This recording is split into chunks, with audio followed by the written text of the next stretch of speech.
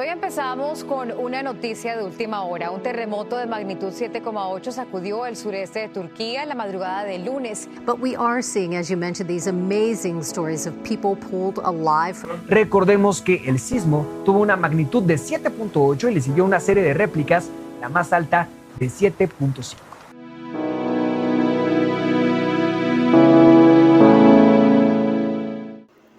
Este 5 de febrero un terremoto estremeció a Siria y Turquía y conmovió a todo el mundo.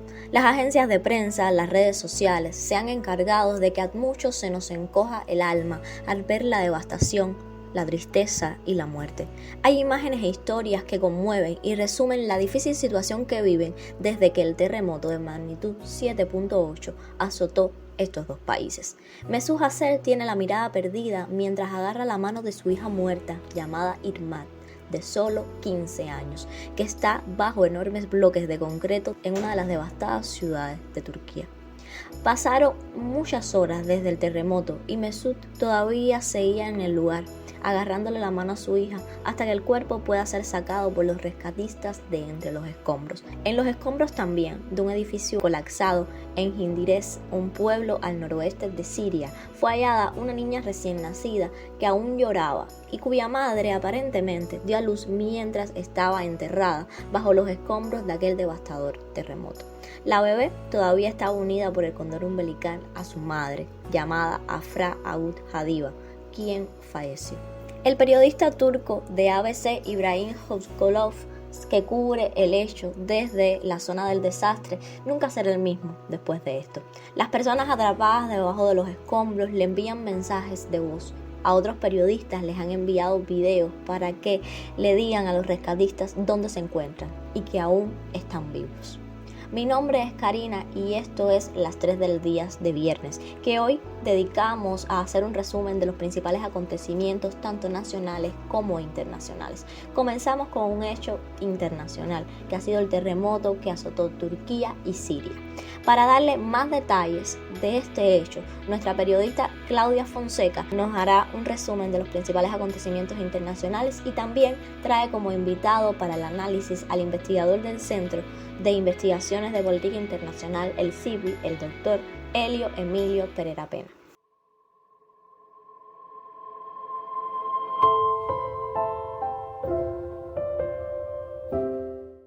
Un saludo a los seguidores de Las 3 del día. Esta semana, en cuanto al acontecer internacional, sobresale el devastador terremoto ocurrido en Turquía y Siria, donde el número de muertes supera ya las 21.000 personas. Se estima que quedan todavía otras decenas de miles de personas bajo los escombros. Más de 120.000 efectivos de búsqueda y rescate trabajan actualmente sobre el terreno, en medio de difíciles condiciones climáticas por el intenso frío. En Estados Unidos, esta semana el presidente Joe Biden arrancó su discurso del Estado de la Nación hablando sobre la unión de los estadounidenses en tiempos de crisis, al tiempo que exhortó a los republicanos a terminar el trabajo de reconstruir la economía y unir a la nación. Biden pidió al Congreso que legisle para elaborar una reforma que prevenga el abuso policial y otra para prohibir las armas de asalto. También pidió al Congreso que, si no aprueba su reforma migratoria, al menos facilite una vía a la ciudadanía a los llamados soñadores, los jóvenes indocumentados que llegaron a Estados Unidos de niños. Biden defendió en su discurso el derecho de las mujeres a elegir y advirtió ante las cámaras que, si el Congreso aprueba una prohibición nacional del aborto, él personalmente la vetará. Trascendió esta semana que una de las revistas más influyentes del establishment estadounidense, Foreign Affairs, publicó un artículo que detalla cómo las sanciones están perdiendo rápidamente su eficacia como arma en el escenario global de Washington. Se llega a esa conclusión luego de una evaluación de las recientes sanciones de Estados Unidos a países como China y Rusia, cuya salida para sortearlas fue crear estructuras financieras globales alternativas para protegerse a sí mismos y a otros de las sanciones punitivas. El artículo resalta que durante mucho tiempo las sanciones fueron poderosas armas diplomáticas, pero que actualmente se encuentran en el ocaso de su efectividad. Los días dorados de las sanciones estadounidenses pronto terminarán, refiere Foreign Affairs. Por otra parte, grandes titulares acaparó el incidente relacionado con el globo de investigación chino que entró de manera accidental al espacio aéreo de Estados Unidos y que fue derribado por aviones de combate norteamericanos frente a la costa de Carolina del Sur. Imágenes compartidas en Twitter mostraron la caída del artefacto, que según aclaró el Ministerio de Relaciones Exteriores de China, es un aparato de factura nacional civil y usado para desarrollar estudios meteorológicos. Para profundizar en este último acontecimiento, dada su trascendencia y sus implicaciones en las relaciones entre China y Estados Unidos, invitamos al investigador del Centro de Investigaciones de la Política Internacional y máster en Historia Contemporánea y Relaciones Internacionales, Elio Emilio Pereira Pena. Bienvenido, profesor. Muchas gracias, Claudia, por la invitación. Los chinos dijeron que el globo que sobrevolaba territorio estadounidense era para investigaciones científicas relacionadas con el área de meteorología y que se había salido de su ruta debido a un accidente. Los estadounidenses plantearon que el globo provenía del Pacífico, había atravesado el territorio canadiense y entrado al espacio aéreo de los Estados Unidos a través del estado de Montana, donde se encuentra la base de la Fuerza Aérea de Malmstrom, sede del almacenamiento de gran cantidad de ojivas nucleares de los Estados Unidos.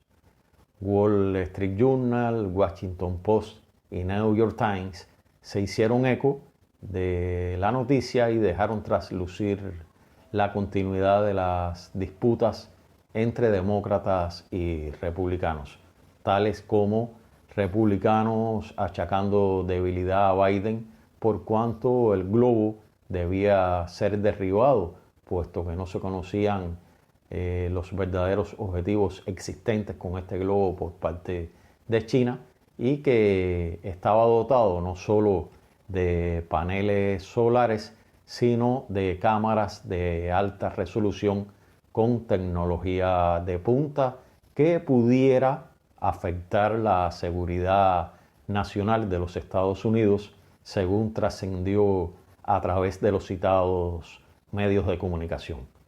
Los demócratas se justificaron con que en anteriores administraciones republicanas, entre ellas la de Trump, otros globos similares se habían adentrado en el espacio aéreo estadounidense y no se había hecho pública la notificación.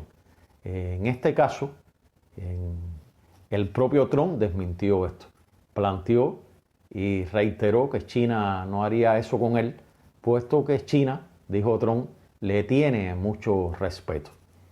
Lo cierto es que desde los primeros días de este mes de febrero, el presidente Biden llamó a reuniones ad hoc a la presidencia de la Junta de Jefes de los Estados Mayores Conjuntos y al Directorio de Inteligencia.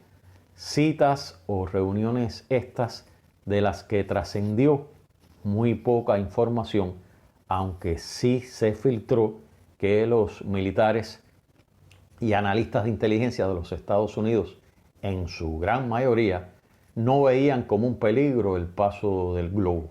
Cierto que se observaban cámaras de filmación en su parte baja, pero reconocieron que podían obedecer estas cámaras a tomas de fotos con carácter científico, con lo cual daban razón los especialistas estadounidenses en una gran proporción a los chinos y que el globo era de grandes dimensiones, planteaban estos especialistas, unos 30 metros por más de esa propia medida en altura, o sea, una altura superior a los 30 metros y un peso equivalente, según replicaron diferentes medios de comunicación, con un peso equivalente a unos 3 autobuses escolares, para que se entienda de qué estamos hablando.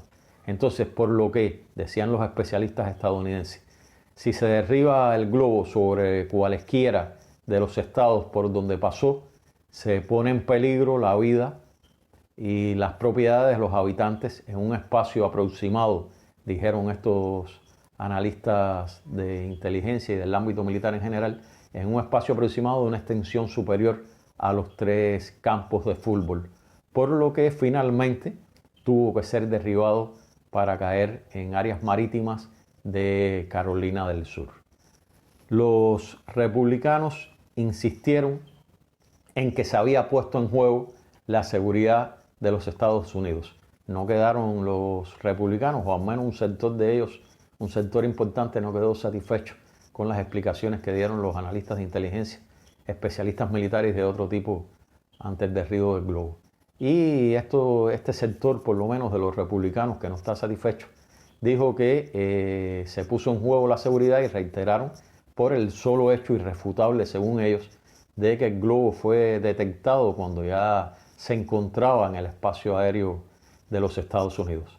Pero más allá de los despachos de prensa y los vaivenes entre republicanos y demócratas, ¿qué puede representar, me pregunto, lo sucedido con los intereses de geopolítica de los Estados Unidos? En mi opinión, Claudia, y de manera muy somera, los intereses de la geopolítica estadounidense que están en juego, en este caso del globo chino, pudieran ser los siguientes. Para el 2023, los Estados Unidos aprobaron un presupuesto de defensa consistente en unos 858.000 millones de dólares dedicados a áreas tales como todo lo que es relacionado con la OTAN. Entre estas áreas relacionadas con la OTAN, lo relativo a mejoras en técnicas e instrumentos, mejoramiento de las capacidades de aviación y otros componentes, así como cuestiones, Claudia, relativas a inteligencia artificial, al abastecimiento logístico y operacional en caso necesario. O sea, se refieren a abastecimiento logístico y operacional en caso necesario cuando hablan, en este caso del presupuesto, de la llamada por ellos guerra rusa contra Ucrania. Y otro elemento al que destinaron, al menos en teoría, este presupuesto de defensa es a los elementos de tensión en el Indo-Pacífico. No obstante, la utilización específica de este presupuesto de defensa debe justificarse, como es característica, ante determinadas entidades tales como la Cámara de Representantes con relativa mayoría republicana, y pasar por debates muchas veces fuertes en el Comité de Servicios Armados del Senado, por citar un ejemplo. Es típico, por ejemplo, si nos referimos al Comité de Servicios Armados del Senado, es típico que en este comité se dejan traslucir muy a menudo las diferencias en cuanto al pensamiento político entre figuras de la Casa Blanca y el Departamento de Estado, contrapuestas a las líneas de pensamiento derivadas de aquellos militares, ya sean en activo o en reserva, a los que hay en este comité que argumentar muy bien y que, te reitero, Claudia, en muchas ocasiones no entienden el pensamiento, estos militares no entienden el pensamiento estrictamente político, alejado de las tradicionales directivas en la planificación de operaciones militares, y que conocen estos militares, como se ha visto reflejado en la práctica, las consecuencias de un mal proceder con los recursos destinados al área de defensa. El globo fue derribado con un avión F-22. El F-22 es el caza más potente con que cuenta la Fuerza Aérea de los Estados Unidos. La fabricación de este F-22 costó millonarias sumas de dinero. Se dice que en la fabricación total de esas aeronaves emplearon los Estados Unidos alrededor de 356 millones de dólares. Insostenible la continuidad de su producción.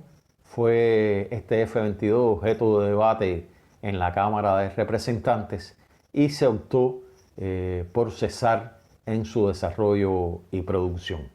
Pero una vez más, el complejo militar industrial puede necesitar de continuar con la fabricación de ese medio aéreo, entre otros, suponemos con tecnología de punta.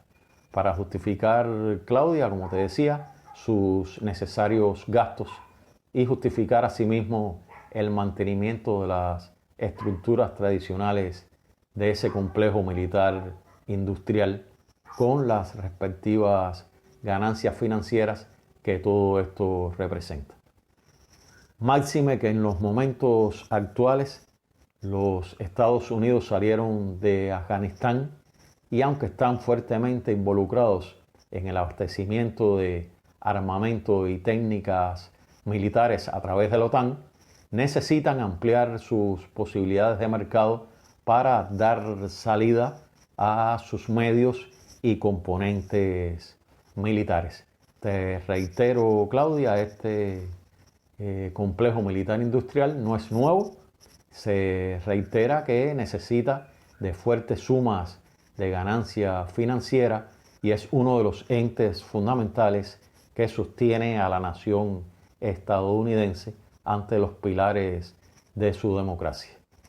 En pleno 2022, los Estados Unidos se pusieron de acuerdo con Australia para ubicar un telescopio de última generación en esa nación continente, con el objetivo de monitorear y poder actuar contra los satélites de vigilancia chinos. El proyecto, al parecer, no ha trascendido del por qué quedó paralizado, o al menos no hemos percibido divulgación alguna. Y es probable que con este andamiaje y show mediático del globo chino, el ejecutivo de Biden pretenda reanimar este proyecto, entre otros, que enriquezcan lo que anteriormente te planteaba del complejo militar industrial. Ha trascendido por Mark Milley, presidente de la Junta de Jefes de Estados Mayores Conjuntos de los Estados Unidos, que esa nación, o sea, los Estados Unidos, se prepara para actuar ante un posible ataque chino a Taiwán, que según planteó públicamente Miller podría suceder para el 2027 o incluso antes.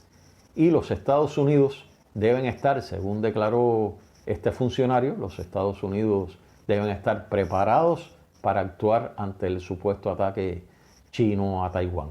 El propio Miller se ha encargado de difundir que no conviene a los Estados Unidos el interés chino por el Ártico, región por la que pasó el globo espía, como lo calificó Miller, y que Estados Unidos no puede permitir que buques chinos con tecnología avanzada ayuden a facilitar el deshielo de esa región, con lo cual evidentemente se ampliaría la iniciativa china de la franja y la ruta, en este caso al área marítima. Recientemente, los Estados Unidos llegaron a un acuerdo con Filipinas para el traslado a esa nación desde diferentes bases militares de la región de más de 400 efectivos de la Infantería Marina. Este sería un primer traslado o reposicionamiento de fuerzas militares, sobre todo de fuerzas especiales, las llamadas fuerzas especiales. Este detalle, que pudiera a ojos vistas ser interpretado este detalle como algo intrascendente, tiene, en mi opinión, una gran importancia, puesto que según la forma de actuar de las Fuerzas Armadas de los Estados Unidos, en su componente de interoperabilidad, se encuentra como un elemento importante la rotación de sus Fuerzas Armadas, sobre todo del llamado o mencionado componente Fuerzas Especiales. Después de Afganistán, los Estados Unidos directamente no se han involucrado en ningún otro conflicto militar con tropas, y en este sentido entonces el entrenamiento de la región del Oriente Medio, en el Indo-Pacífico y en otros teatros de operaciones militares es sumamente importante. Este entrenamiento no solo para los efectivos tradicionales del ejército, Fuerza Aérea y Marina, sino fundamentalmente sería muy importante este entrenamiento para la Infantería de Marina y el componente en general de sus fuerzas especiales. Las fuerzas de desembarco y asalto de unidades élites como la 82 División Aerotransportada y su 18 Cuerpo de Ejército Aerotransportado en sentido general, con la 101 División de Asalto Aéreo, la 10ª División de Infantería Ligera de Montaña, a lo que se sumaría el 75 Regimiento de Ranger, y pudieran sumarse también otros grupos de apoyo para las operaciones psicológicas, como pudieran ser el 3er, 5º y 7º grupo de operaciones psicológicas, entre otras de las principales unidades con que cuentan las Fuerzas Armadas estadounidenses y que tradicionalmente han apoyado operaciones psicológicas complejas de desestabilización, además de otras operaciones militares. En el recién pronunciado discurso de Biden para rendir cuentas acerca del Estado de la Unión, entre los elementos que planteó Biden fue que si China viola la soberanía estadounidense, siempre los Estados Unidos responderían como han hecho los estadounidenses. Y Biden lo dejó ahí. No mencionó el derribo del globo, pero evidentemente que en el subconsciente de muchos puede que haya aflorado este elemento del globo chino. El Directorio de Inteligencia de los Estados Unidos consideró que el globo portaba como tecnología avanzada al fin, con gran cantidad de microchips y otros componentes tecnológicos. Si tenemos en cuenta lo dicho por Biden en su discurso ante la Unión de hace un año, en el que planteó, y por cierto con gran entusiasmo, como él mismo reconoció que los Estados Unidos tenían el primer lugar en la fabricación de semiconductores y microchips, incluso llegaron a aprobar, recuerdo, hasta una ley para regular y difundir este elemento. Y que ahora, según especificó Biden en este último discurso ante la Unión, los Estados Unidos ocupan el lugar 13 en esa esfera de microchips y semiconductores, pues entonces si lo asociamos con los supuestos componentes con que cuenta el globo chino, entonces esto pudiera representar, al menos psicológicamente, un elemento más con el que el ejecutivo de Biden esté buscando el apoyo republicano y la anuencia de los altos directivos de los mandos militares para intensificar los gastos en microchips y otros medios tecnológicos que, como te decía anteriormente, Claudia, continuarían enriqueciendo las arcas del tradicional complejo militar industrial de los Estados Unidos. De hecho, ninguno de los grandes medios de comunicación mencionados, ni New York Times, ni Washington Post o Wall Street Journal, han revelado la composición de la estructura del globo. Han replicado al unísono de que es un secreto militar que el alto mando no ha revelado y que por la profundidad en que se encuentran los restos del globo sería casi que imposible, o al menos demoraría mucho, conocer qué contienen los restos del globo. Aunque te reitero, Claudia, la frase que más ha trascendido con cierto aire de sensacionalismo es que lo que contiene los restos del globo chino es un secreto militar, lo reiteran a través de la llamada gran prensa, y aquí esta llamada gran prensa replica de que precisamente por ese motivo, por la peligrosidad que representa y por la altura en que se encontraba este globo, a unos 18 kilómetros de altura, es que tuvo que ser derribado con un avión caza ultramoderno como el F-22. Y por último, Claudia, un elemento para continuar pensando en el asunto. Si fuese cierto que el globo sobrevoló la base de la Fuerza Aérea de Malmstrom en Montana con fines de obtención de información militar, si eso es cierto, y si es cierto también que por las propias ya mencionadas cuestiones de seguridad nacional estadounidense, las alrededor o más de 5.000 ojivas nucleares con que cuentan los Estados Unidos Si es cierto que cuentan con esta cantidad de ojivas, precisamente por estos elementos de seguridad nacional, se sobreentiende y se ha dicho en otras ocasiones que estas ojivas están dispersas por todo el territorio nacional estadounidense. Y hasta el momento, ni el directorio de inteligencia de ese país, ni funcionario alguno del ejecutivo de Biden, ni la gran prensa tampoco, ninguno ha dicho que el globo haya sobrevolado alguna de las otras instalaciones poseedoras de esas ojivas. Y algo que ilustra lo anterior, todos los mencionados, incluyendo por supuesto a la gran prensa, pusieron por delante el show mediático con el globo chino que supuestamente cumplía funciones de inteligencia, obviando o no resaltando que esas funciones se cumplen también y con mayor eficacia con los satélites de exploración. Esto último, esto de los satélites lo mencionaron, pero lo dejaron podemos decir que lo dejaron en un muy segundo plano informativo. Les restaron importancia y con toda intención, en mi opinión.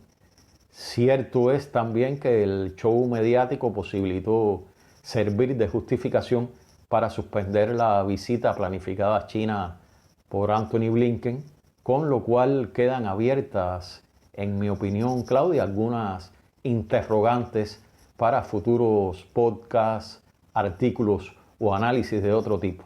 Por ejemplo, y me pregunto, ¿están preparados los Estados Unidos para hacer frente a las demandas chinas de llegar a un acuerdo en la región asiática?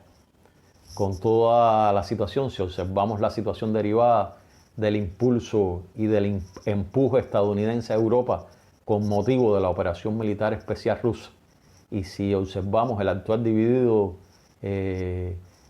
actualmente de los europeos que en primera instancia se prestaron para servir a los intereses estadounidenses, pero que ahora se encuentran ante disputas y diferencias, el directorio de inteligencia estadounidense, me pregunto entonces si este directorio de inteligencia estadounidense y algunos políticos no puedan haberse preguntado si pudiera haberse considerado que no es el momento para sentarse, el momento más adecuado para sentarse a conversar con las autoridades chinas.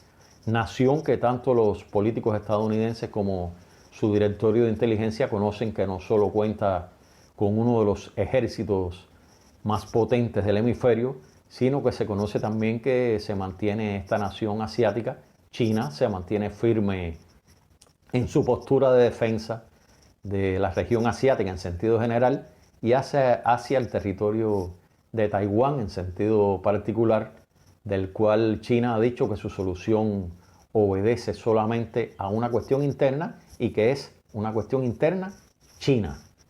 Me parece, por tanto, Claudia, que estas y otras interrogantes pudieran quedar abiertas al análisis ante lo que pareciera a primera vista una agenda, en mi opinión, una agenda en política exterior estadounidense descolocada, no solo hacia la América Latina, como hemos dicho en otras ocasiones, sino también sería una agenda en política exterior descolocada por los Estados Unidos hacia otras regiones.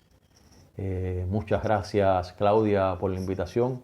Un placer y un honor haber compartido estas reflexiones. 31ª Feria Internacional del Libro La Habana, Cuba 2023. Del 9 al 19 de febrero en la Fortaleza San Carlos de la Cabaña y el Centro Histórico de La Habana. Con la premisa martiana Leer es crecer, tendrá como temática la lectura inclusiva, dedicada a los escritores Araceli García Carranza y Julio Travieso Serrano. País invitado de honor, Colombia. Feria Internacional del Libro La Habana, Cuba 2023. Leer es crecer. Con la presencia del presidente cubano Miguel Díaz-Canel Bermúdez y la vicepresidenta de Colombia, Francia Márquez, quedó inaugurada la edición 31 de la Feria del Libro de La Habana 2023. En el acto inicial, el presidente del Instituto Cubano del Libro, Juan Rodríguez Cabrera, reiteró la voluntad del gobierno de la Mayor de las Antillas de apostar por el arte y la literatura al organizar un evento de una gran envergadura como es la Feria del Libro. Esta edición del evento literario, que se desarrollará en La Habana del 9 al 19 de febrero y luego se extenderá al resto del país, tendrá a Colombia como país invitado de honor. Estará dedicada también a la investigadora Araceli García Carranza y al Premio Nacional de Literatura 2021 Julio Travieso Serrano. Y como ya llegó la Feria del Libro, nosotros en Cuba Debate le proponemos un sorteo de conjunto con los servicios en tu móvil de la empresa Desoft. Los 2 primeros ganadores recibirán además libros compilados de artículos publicados en Cuba Debate, que llevan al papel de la mano de Oceansur, medios, internet y nuevas tecnologías, Cuba y Estados Unidos a partir del 17D y Cuba y sus desafíos, además de unas recargas al móvil de 125 CUP. ¿Qué tienes que hacer para ganar estos premios? Bueno, solo se tiene que decir cuál de las siguientes 3 poetisas cubanas pertenece el poema titulado El Retrato: Dulce María Loinás, Fina García Marrús o Caridad Oliver Labre. Usted ya sabe, puede participar en nuestro concurso y ganar uno de estos premios. Una de las noticias más importantes en el ámbito nacional fue que se detectó en Cuba la presencia de la influenza aviar. El virus fue detectado en aves silvestres del Jardín Zoológico de La Habana. Se han implementado las medidas sanitarias correspondientes para contener el virus, como la cuarentena y cierre total del jardín zoológico. Se mantendrá informada a la población sobre la evolución de este evento. Las autoridades sanitarias recomiendan comunicarse de inmediato al servicio veterinario oficial de la localidad ante la mortalidad de aves de crianza o aves silvestres. Este ha sido el resumen tanto nacional como internacional de este viernes en el podcast Las 3 del día. Como les decía al inicio, mi nombre es Karina y los espero cada viernes para que se mantengan informados aquí con Cuba Debate.